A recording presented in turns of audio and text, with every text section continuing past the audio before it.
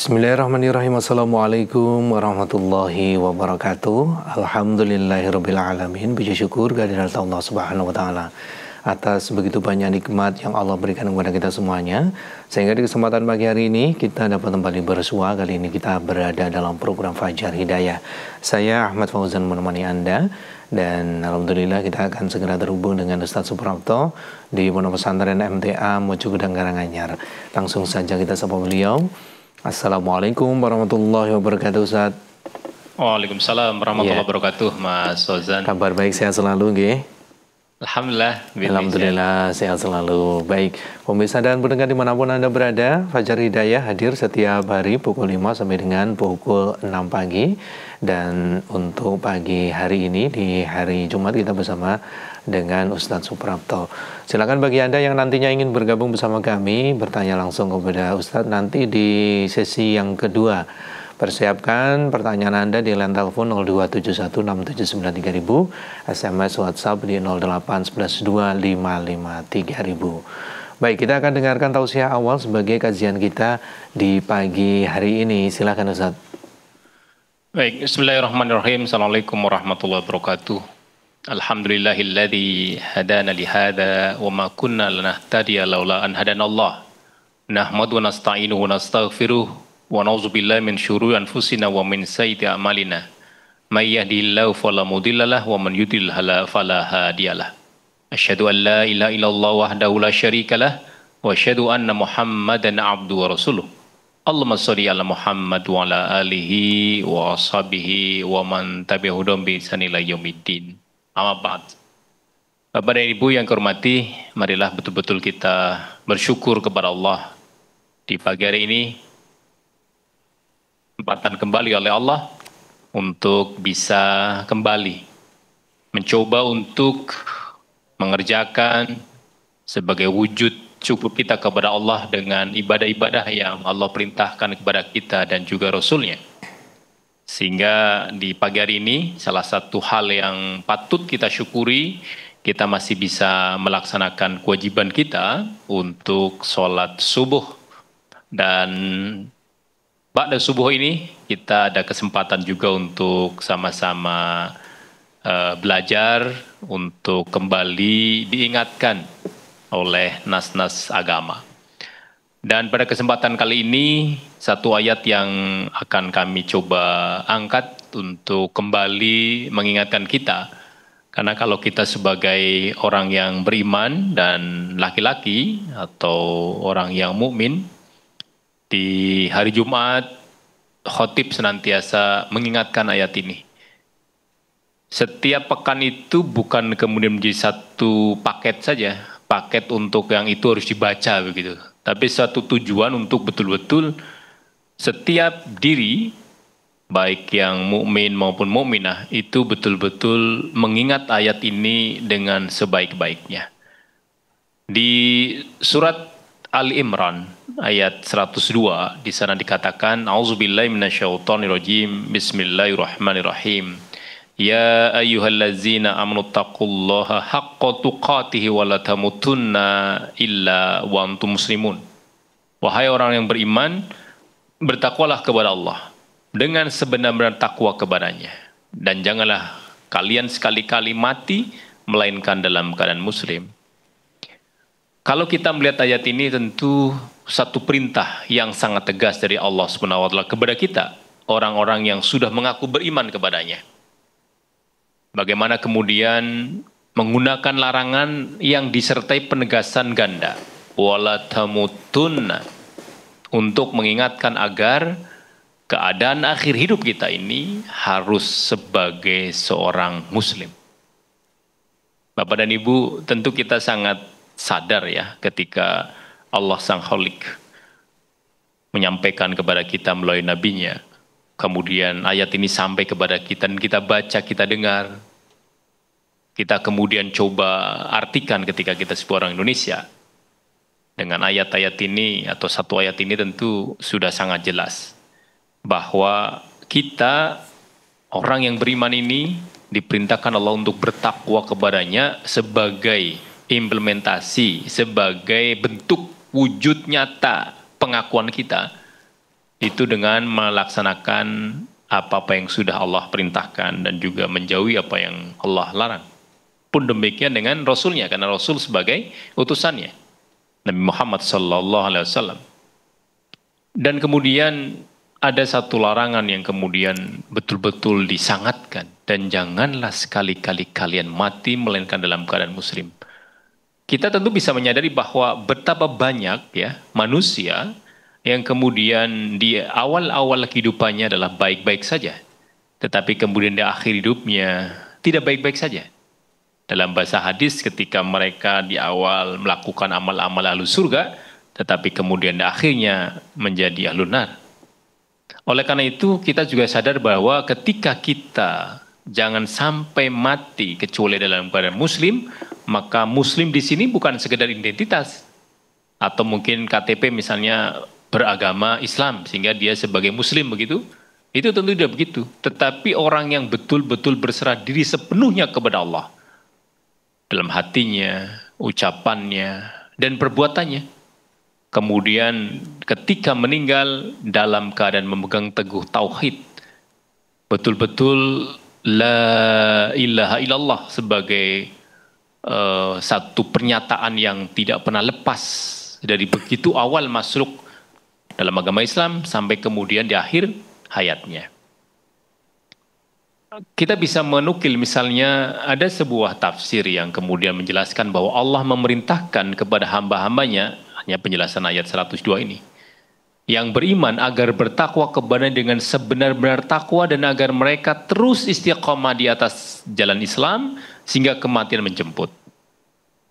Jadi kalau misalnya kita lihat di Ibnu Katsir, sangat jelas dan sangat tegas walaupun dengan satu rangkaian kata yang tidak terlalu panjang, kita bisa memahami ya Allah memerintahkan dalam ayat 102 ini kepada hamba-hambanya yang beriman, ya ayyuhallazina amanu ittaqullaha, bertakwalah kepada Allah haqqa tuqatih, dengan sebenar-benar takwa, wala tamutunna illa wa antum muslimun, agar mereka terus istiqomah dengan keyakinannya dan juga di atas Islam sehingga kematian mereka menjemput.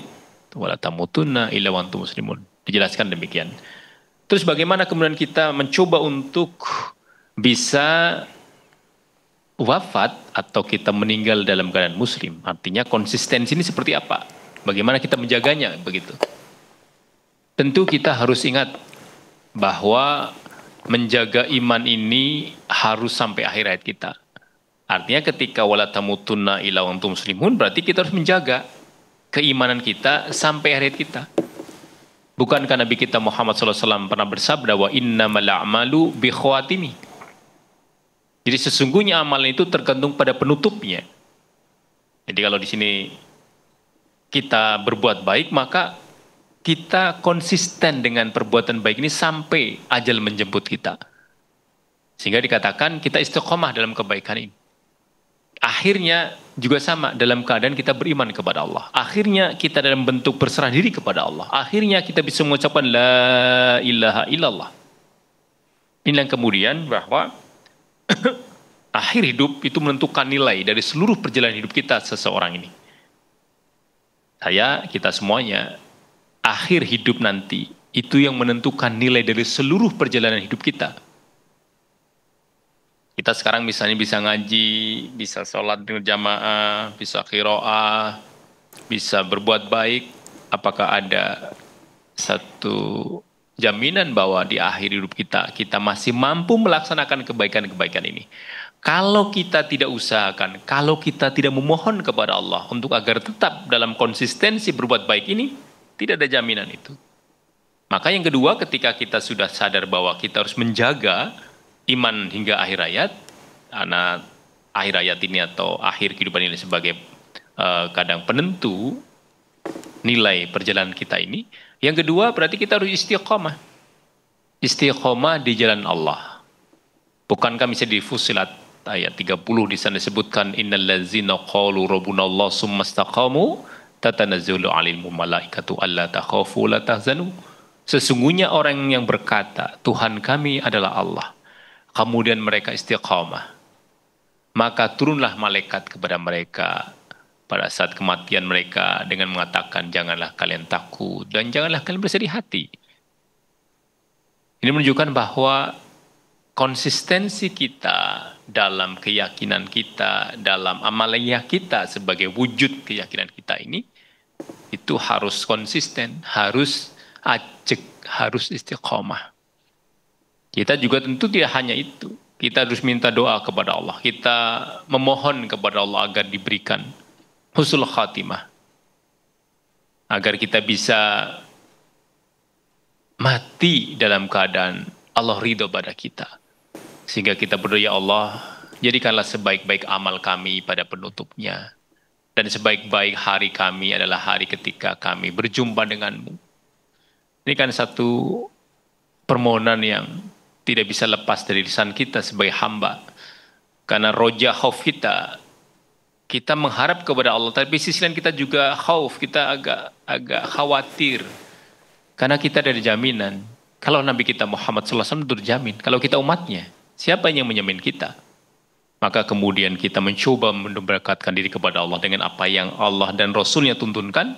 Kemudian di setiap waktu kita, senantiasa kita berdoa untuk diberikan husnul khotimah, akhir yang baik dari kehidupan kita ini. Kalau kita minta husnul khotimah, maka ya kita jauhi su'ul khotimah. Menunda taubat. Kita tahu ya, setiap diri kita tidak mungkin lepas dari salah dan dosa, tetapi kemudian bersegeranya kita untuk mohon ampun kepada Allah karena kelalaian kita, kealpaan kita, ghafilnya kita. Itu juga harus kita segerakan. Maka kalau menunda taubat berarti kita masuk ke sul khatimah nanti. Maka kita jauhi menunda taubat, kita jauhi menuruti hawa nafsu, kita jauhi lalai dari sholat, kita jauhi bermaksiat yang terus menerus ya. Dengan kecil, mungkin merasa kecil-kecil begitu, tapi kecil-kecil kan lama-lama menjadi besar juga gitu. Kenapa? Karena bisa menjadi sebab akhir hidup yang buruk gitu. Kita nggak terasa. 1 minggu ini kita nggak terasa. Kemarin kita ketemu, sekarang ketemu lagi. Itu hari kemarin Sabtu, Ahad, ya, Senin, Selasa, Rabu, Kamis seakan-akan dekat sekali, cepat sekali gitu. Karena kita juga harus sadar bahwa kalau tadi kita minta husnul khotimah, maka kita jauhi sebab-sebab su'ul khotimahnya. Akhir yang jeleknya kita jauhi. Ya, tadi saya katakan menunda sholat kita jauhi. Ya, menunda taubat kita jauhi. Ini berarti kita harus segera bertobat, tetap melaksanakan sholat, tidak menuruti hawa nafsu, jangan bermaksiat. Kenapa? Karena setiap hamba akan dibangkitkan sesuai dengan keadaan saat ia meninggal gitu. Kalau meninggalnya kita sedang belajar ilmu agama, meninggal kita sedang sholat, meninggal kita sedang bekerja, meninggal kita sedang mendidik dan sebagainya yang kebuatan perbuatan baik, maka kita ketika dibangkitkan, itulah yang akan dilihatkan kepada kita bahwa kita meninggal dalam keadaan baik. Tapi nauzubillah kalau kemudian kita meninggal di tempat-tempat yang tidak baik, dalam aktivitas-aktivitas yang tidak baik, maka kita juga akan dibangkitkan mengingatkan itulah akhir hidup kamu, yang menjadi tanda bahwa akan ada satu hisab yang berat, satu proses yang sangat berat untuk kita bisa masuk ke dalam keadilan Allah. Apakah kita masuk ke dalam jannahnya atau ke dalam nerakanya? Maka tentu kita senantiasa berharap bahwa kita tentu masuk ke dalam jannahnya. Oleh karena itu kita bagaimana kemudian menjaga ya keislaman kita juga sampai kita mati.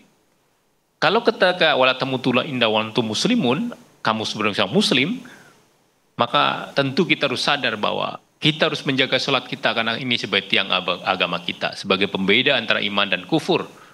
Kita memperbanyak zikir dan istighfar karena pembersih hati dan menguat iman kita. Kita juga berteman dengan orang-orang saleh karena teman berpengaruh pada agama seseorang itu. Kita akan tergantung kepada agama teman kita. Maka berteman dengan orang soleh, berteman dengan orang-orang yang sudah ngaji, berteman dengan orang-orang yang senantiasa berzikir kepada Allah dalam hidupnya, tidak ngejar dunia saja, tapi kemudian ingat bahwa mereka memiliki tujuan yang lebih jauh dan lebih kekal, yaitu besok di akhirat. Kita juga harus clear untuk bisa senantiasa menuntut ilmu agama. Agar apa? Agar tetap berada di jalan yang benar. Kadang kita merasa bahwa apa yang sudah kita lakukan sudah benar gitu, tapi ternyata kita terkoreksi oleh nas agama itu belum tepat gitu. Dan yang kelima, kita bisa mengingat kematian. Untuk apa? Untuk menjaga hati dari lalai akan tujuan hidup kita ini. Bahwa apapun yang kita kerjakan sampai sejauh ini, usia yang Allah berikan kepada kita ini, akan ada akhirnya. Dan akhir itulah kematian. Maka kematian kita harapkan kematian yang baik. Jangan sampai kemudian kematian yang hadir pada kita di saat kita, nauzubillah, dalam kondisi-kondisi amal-amal yang tidak baik. Misal, kita ketika sehat ya, sehat, sholat, tertib dan sebagainya, pengajian, pokoknya kita bisa kemana-mana itu. Allah memberikan cobaan sakit. Apakah dalam sakit itu kita ada sabar? Kita juga berobat ya untuk mengobati sakit kita. Atau kita menggerutu. Kita sudah betul-betul merasa jihad fisabilillah gitu ya, dengan harta kita, dengan diri kita, karena kita waktu sehat kita kaya gitu. Tapi kemudian kita sakit, apakah kita menggerutu? Kalau kemudian kita menggerutu, kemudian ternyata kita malah menjauhi ibadah kita kepada Allah sebagai bentuk protes kita misalnya, saya sudah berbuat baik, ternyata Allah berikan sakit kepada saya. Kemudian kita meninggalkan satu waktu sholat, satu hari ini waktu sholat, satu minggu ke depan 2 waktu sholat. Ternyata nauzubillah ketika kita 1 bulan, 3 bulan, 4 bulan, 5 bulan, boleh jadi kita sudah tidak sholat lagi. Kalaulah kemudian Israel diperintahkan Allah untuk mendatangi kita, apa yang akan terjadi? Su'ul khatimah. Kita meninggalkan sholat, kita meninggalkan dulu amal-amal kebaikan kita waktu kita sehat, maka hati-hati bahwa tidak ada, sekali lagi, tidak ada jaminan untuk kita bahwa kita termasuk ahlul jannah.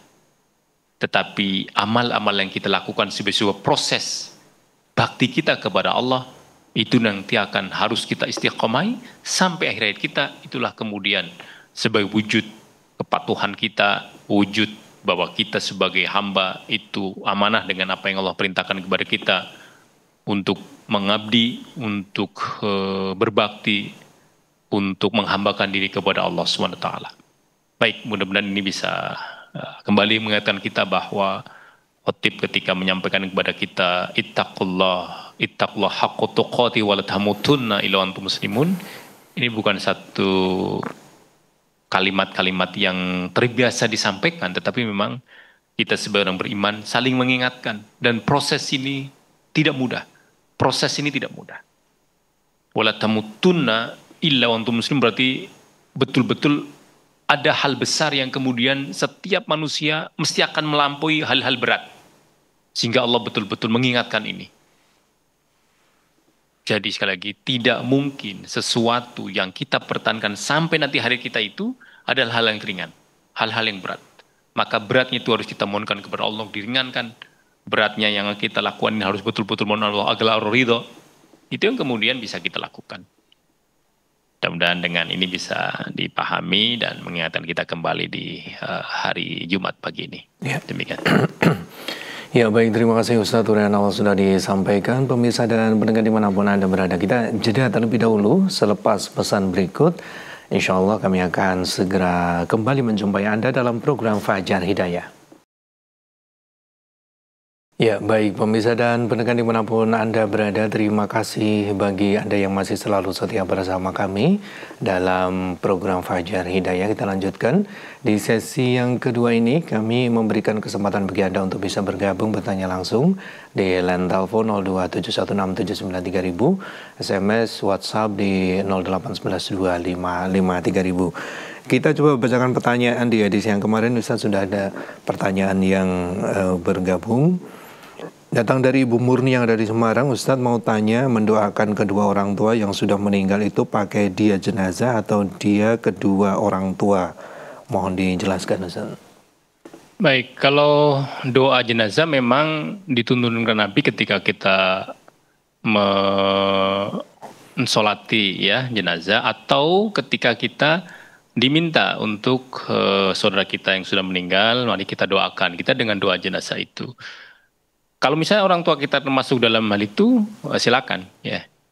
Tetapi ketika sudah dalam konteks tadi pertanyaan meninggal, ya artinya sudah dikubur, kemudian kita 3, 4, 5 hari sampai kemudian sekarang 5, 4 tahun dan sebagainya kita mendoakan, bagaimana? Boleh jadi yang paling mudah kita lakukan ya adalah dengan doa kita sendiri.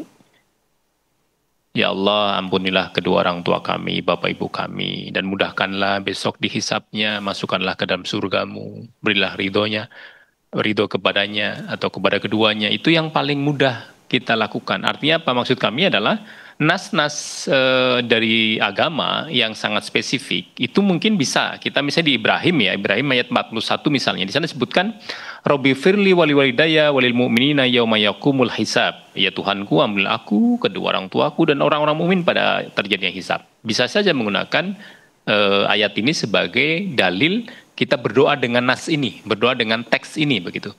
Tetapi kemudian kami sampaikan bahwa ketika kita sebagai anak itu mendoakan kepada orang tua kita dengan apa namanya bahasa kita sehingga kita lebih ngeh gitu. Kecuali kalau kita memang sudah hafal ya, hafal ayat ini dan tahu artinya itu tentu lebih afdol begitu. Sehingga kalau kemudian pertanyaannya apakah dengan doa jenazah ya, misalnya Allahumma firlahu misalnya satu atau Allahumma firlahuma untuk bapak ibu kita, itu kita tidak menggunakan itu. Itu konteksnya adalah ketika kita menyolatkan jenazah atau kita memohonkan doa ketika saudara kita meninggal.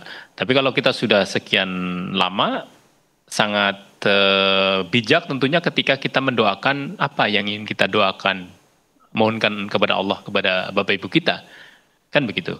Yang menjadi catatan memang adalah kita berdoa meminta ampun kepada Allah untuk kedua orang tua kita kalau orang tua kita semasa hidupnya adalah menjalankan sholat atau Islam ya, muslimat. Jadi itu yang perlu kita garis bawahi, jangan sampai nauzubillah misalnya salah satu dari kedua orang tua kita masih, mungkin kalau bahasa-bahasa kita di Jawa ada kejawen gitu ya, jadi masih melakukan ritual-ritual untuk ada Tuhan yang lain begitu kan, berarti musyrik kan. Nah kalau musyrik sudah jelas masalahnya. Maka betul-betul kita menyadari bahwa doa kita adalah doa yang ada, hadir dalam hati kita, sehingga yang paling bisa kita lakukan dengan sangat mudah, ya apa yang kita inginkan gitu. Artinya nas-nas agama sudah jelas ada, mendoakan kedua orang tua kita gitu. Dengan syarat tadi, tidak orang yang musyrik. Tapi kemudian doa seperti apa nasnya? Itu misalnya Ibrahim ayat 41 bisa jadi pegangan. Atau hadis Nabi misalnya yang kemudian memohon kepada Allah bifri walidayham kamar bani sahira misalnya, boleh saja, silakan saja. Tetapi tadi saya katakan bahwa lebih mudah kita berdoa itu dengan lafal-lafal yang kita paham ya, dan juga kita bisa lebih hati itu hadir gitu ketika kita berdoa. Demikian. Ya. Berikutnya coba kita bacakan, datang dari Subriyono yang ada di Batang. Ustadz, kalau tidak salah saya pernah mendengar kajian MTA bahwa dasar dari pelaksanaan badal haji itu soheh, sehingga badal haji itu ada. Bagaimana halnya dengan wajib haji itu kan bagi orang yang mampu. Kalau menurut pengertian ini mestinya badal haji tidak ada. Misal kalau orang yang meninggal berarti kan masuknya tidak mampu, maka wajib haji gugur, berarti tidak bisa dibatalkan. Tapi ada kalanya karena sudah daftar, karena meninggal, maka dibatalkan. Mohon penjelasannya Ustaz. Baik, jadi untuk kaitannya dengan badal haji memang nas-nasnya soheh ya. Tetapi kriteria atau kondisinya sangat spesifik. Kami bacakan misalnya ada satu hadis ya yang dari Abdullah bin Abbas. Kami bacakan di sini. Seorang wanita dari Khassam ya berkata, "Wahai Rasulullah, sesungguhnya kewajiban Allah kepada hamba-hambanya berupa haji telah sampai kepada ayahku. Sedangkan ayahku ini sudah tua renta dan tidak mampu duduk di atas kendaraan, apakah aku boleh mengajikannya?" begitu. Rasulullah menjawab, ya gitu. Ada lagi misalnya di sini, seorang dari Juhainah datang kepada Nabi lalu berkata, Sesungguhnya ibuku bernazar untuk berhaji, tetapi ia belum sempat berhaji sehingga dia meninggal. Apakah aku boleh mengajikannya? Beliau berjawab, hajikanlah dia. Bagaimana menurutmu jika ibumu memiliki hutang? Apakah kamu akan membayarkannya? Maka bayarlah hutang kepada Allah, karena hutang kepada Allah lebih berhak untuk ditunaikan. Ini kan ilah-ilah yang harus kita pegang. Artinya, betul bahwa haji itu manistata' ilai sabila. Barang siapa yang kemudian bisa sampai ke sana dengan hartanya, dengan perjalanan dan sebagainya. Tetapi tadi seorang ayah, dia memiliki dari harta benda dan sebagainya, hanya dia untuk duduk di kendaraan atau sangat tua renta begitu ya. Sehingga Rasul memberikan jawaban silakan gitu. Ada yang kemudian ibunya bernadar haji, meninggal. Ada orang bertanya kepada Nabi, anaknya ini bagaimana ya Rasulullah, begini-begini. Itu dianggap Rasulullah sebagai hutang kepada Allah begitu. Maka silakan hajikan. Tetapi ketika kita sudah menerima amar dari Rasul, itu kan tidak ada, sudah ada khilaf itu. Tidak ada perbedaan lagi, sudah kita lakukan gitu.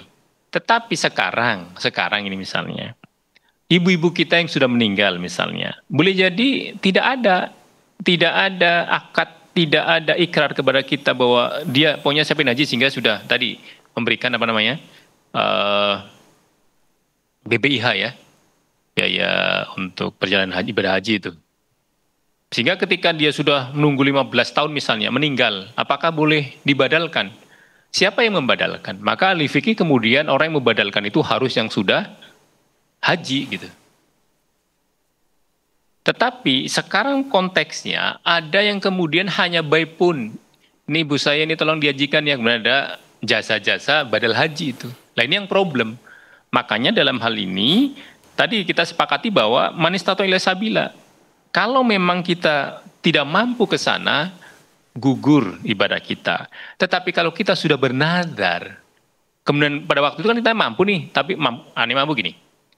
Kita nih, saya misalnya, saya nazar untuk haji, sehingga saya sudah melakukan BPH, membayar dan sebagainya. Kalau dulu kan nggak ada gitu kan, kalau sekarang kan panjang gitu. Kemudian ternyata kecelakaan benar saya. Maka anak saya kalau sudah haji, seandainya menggunakan hadis ini, maka bisa menjadi satu dalil bolehnya. Karena saya sudah pokoknya niatkan betul untuk haji, sudah mempersiapkan seluruh yang saya persiapkan, ternyata kemudian Allah mencabut nyawa kita. Kecelakaan misalnya sebelum haji dan sebagainya. Tetapi kalaupun kita tidak melaksanakan itu, artinya karena kita belum haji, kemudian kita akan menggantikan nih, sebagai anaknya kemudian naik haji. Kita nggak bisa pada waktu haji, saya juga niatkan untuk badal, nggak bisa. Oleh karena itu, hal-hal yang sifatnya sangat spesifik ini harus betul-betul hati-hati dalam kita menjalankannya. Nas-nas agama memang tidak bisa semuanya kita akalkan. Tadi misalnya lah, kan nggak mampu, sudah meninggal, kan ada nazar itu. Dan itu disampaikan kepada Nabi, ibunya nazar haji. Tapi kemudian belum sampai waktu musim haji, dia meninggal, maka anaknya yang sudah berhaji ini tanya kepada Nabi. Maka kemudian silakan bayar. Bayar kapan? Ya ketika musim haji berikutnya. Atau ketika dia sudah haji, ya langsung pada musim haji yang datang, dia menghajikan itu. Kalau yang menyampaikan Rasulullah, apa kita akan menolak? Kan nggak bisa. Yang menjadi masalah adalah jangan sampai badal haji ini menjadi satu hal yang kemudian tadi, karena ayahnya punya uang, dia padahal sudah meninggal, nggak pengen haji dia. Kemudian ini saya niatkan badal haji untuk ayah saya yang meninggal, ibu saya yang meninggal, nenek saya yang meninggal. Ya nggak bisa. Tidak ada ilah untuk ke sana. Maka kita sepakati dulu memang manistatu ila sabila sebagai perintah dari Allah. Barang siapa yang memang mampu ke sana, dan hal-hal khusus maka harus juga disesuaikan dengan kekhususan itu. Tidak mudah-mudah kan kita untuk membadalkan haji itu. Tetapi badal haji ada dalilnya. Dengan syarat-syarat yang sudah tersebut di dalam hadis-hadis tadi. Demikian. Ya, demikian mudah-mudahan bisa difahami. Dan gini berkesempatan di line telepon bagi Anda yang ingin bergabung. Kita beri kesempatan. Assalamualaikum warahmatullahi wabarakatuh. Halo, Assalamualaikum. Halo. Waalaikumsalam warahmatullahi wabarakatuh. Ya, dengan siapa di mana? Dengan Ibu Sri, Mas. Silahkan Ibu Sri. Terima kasih. Assalamualaikum warahmatullahi wabarakatuh, Ustaz. Waalaikumsalam warahmatullahi wabarakatuh, Ibu Sri. Ustaz, begini yang saya tanyakan tentang kebahilan. Harta, suatu misal harta atau hasil jerih payah kita atau petani apa-apa begitu, Ustaz. Bila zakatnya itu tidak penuh, suatu misal petani dengan dengan pengairan air hujan kan zakatnya 10%. Apabila menzakatinya itu tidak penuh, misalnya 5% atau 2,5% seperti itu apa termasuk kebahilan apa bagaimana? Dan harta yang tidak dizakati itu apa juga termasuk kebahilan? Demikian. Terus untuk yang kedua, Ustadz, apakah artinya wakaf itu? Antara wakaf dan wakaf kami tidak membedakannya. Kalau wakaf itu berhenti, tapi kalau wakaf itu apakah yang disebut artinya wakaf itu? Mohon tausiahnya, dan atas tausiahnya terima kasih. Assalamualaikum warahmatullahi wabarakatuh. Waalaikumsalam warahmatullahi wabarakatuh. Baik, jadi bakhil itu kan satu yang kalau misalnya kita mencoba di surat Al-Imran ya, misalnya 180 lah. Kita sebut misalnya di sana ada arti yang menyebutkan begini, janganlah sekali-kali orang yang bail dengan apa yang Allah berikan kepada mereka. Dari karunia-Nya mengira bahwa kebailan itu baik bagi mereka. Sebenarnya itu buruk bagi mereka. Di Al-Lail misalnya, ayat 8-11, adapun orang yang bakhil dan merasa dirinya cukup, serta mendustakan yang terbaik, maka kami akan memudahkan baginya jalan kesusahan. Hadis misalnya di sini disebutkan, penyakit apa yang lebih parah daripada kebahilan, gitu. Maka kalau misalnya kita memiliki karunia dari Allah, ya, wa mimma razaqnahu yunfiqun, itu misalnya kita bertani dengan jalan dari air hujan atau tada hujan, maka betapa kemudian kita sangat tidak berterima kasih manakala kemudian ada nas yang sampai kepada kita sebagai orang beriman, ada kewajiban mengeluarkan zakat yang untuk orang-orang yang 8 asnaf, 8 golongan itu, kita diberikan dengan lengkap gitu. Karena zakat itu mesti tidak mengurangi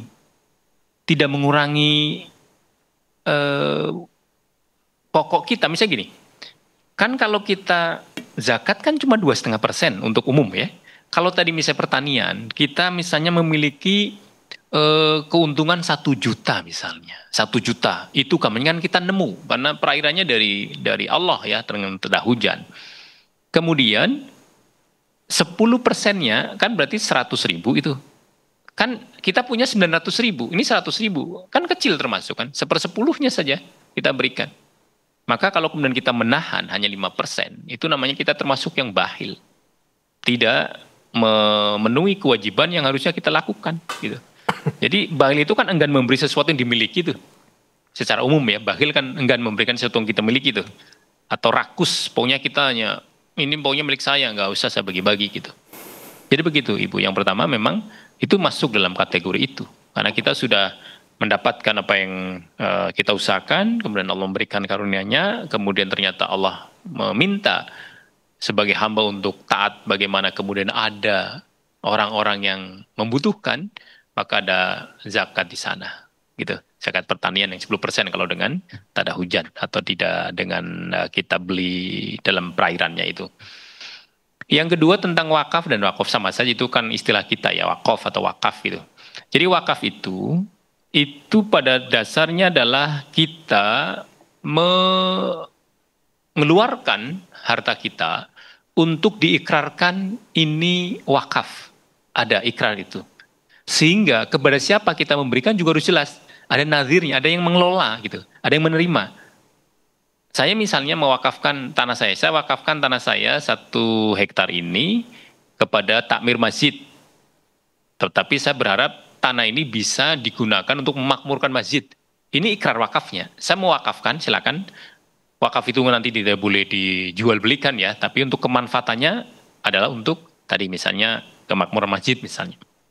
Jadi wakaf itu pokoknya berhenti memang, berhenti untuk apa? Untuk Allah sudah. Kita nggak bisa lagi ngutak-utik harta wakaf. Harta wakaf tidak bisa dijual belikan. Harta wakaf kemudian hanya bisa dipakai sebagaimana ikrar wakaf. Ikrar wakafnya seperti apa? Gitu. Kalau ada perubahan, maka Nadir menyampaikan kepada yang mewakafkan atau pewakifnya itu. Ini karena posisinya seperti ini, bagaimana kalau kita memanfaatkannya untuk ini biar lebih berkembang lebih jauh dan sebagainya misalnya. Itu kalau dibolehkan silakan gitu. Sehingga wakaf dan wakaf hanya apa namanya istilah dalam bahasa kita saja. Wakaf mungkin pakai bahasa Arab wakaf ya, wakaf. Kemudian wakaf ya pakai bahasa Indonesia. Itu aja Bu Sri ya. Jadi tidak ada perbedaan secara signifikan di dua kata yang Ibu sampaikan. Tetapi kemudian wakaf dengan seluruh nanti wakaf profesi, wakaf manfaat dan sebagainya itu yang kontemporer. Tetapi kalau kita misalnya, contoh lah, saya misalnya mewakafkan diri saya misalnya seorang insinyur misalnya.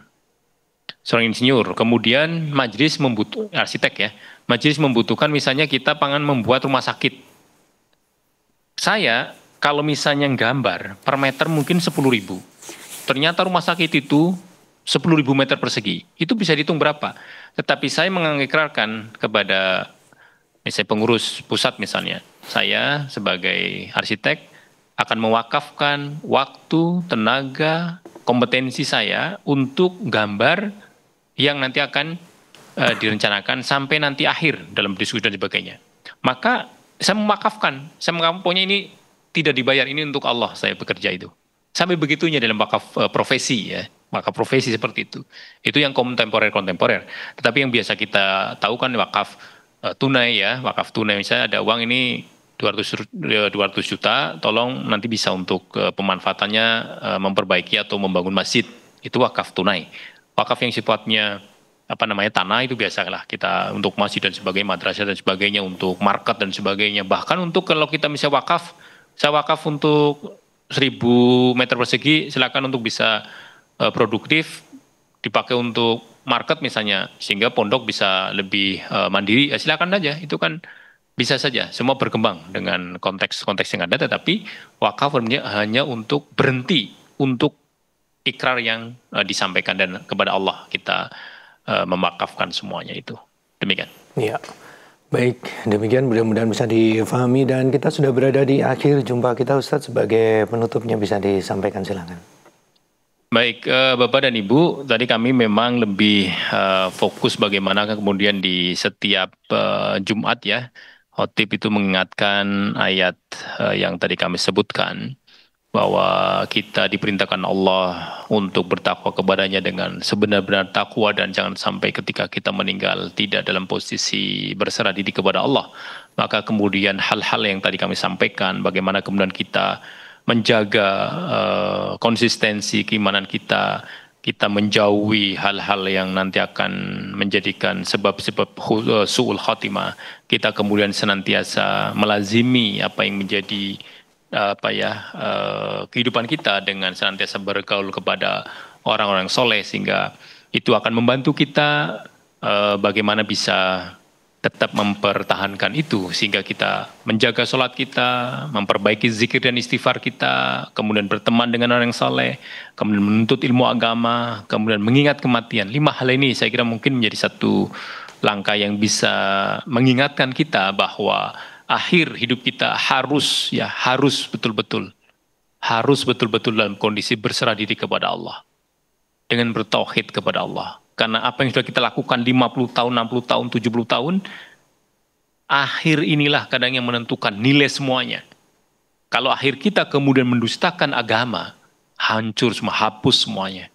Maka betul-betul dalam ayat ini, wala tamutunna illa wa antum muslimun, kita jaga dengan baik, sehingga betul-betul ketika kita sebagai orang beriman, kita sudah bertakwa kepada Allah dengan beramal saleh, kemudian kita menjaga konsistensi, keistiqoman, keajigan amal soleh kita, kemudian itulah yang kemudian akan menuntun kita sampai akhir hayat kita.